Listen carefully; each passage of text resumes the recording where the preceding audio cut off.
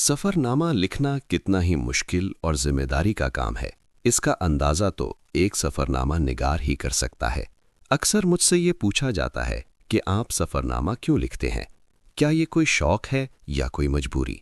मेरा जवाब हमेशा यही होता है कि ये ना तो महज शौक़ है और ना ही कोई मजबूरी, बल्कि ये एक जिम्मेदारी है कि अल्लाह ताला ने जो मनाजिर आपको दिखाए, जिन लोगों से आपकी मुलाकात हुई और जिन तजुर्बात से आप गुजरे, उनमें दूसरों को भी शरीक किया जाए।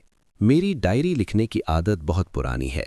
हांगकांग का ये सफ़र 7 जुलाई से शुरू होकर 20 अगस्त 2023 तक जारी रहा।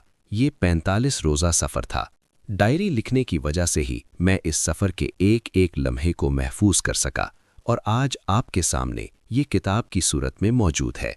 हांगकांग का ये सफ़रनामा मालूमाती, तज्ज़ियाती और सबक आमोज़ है।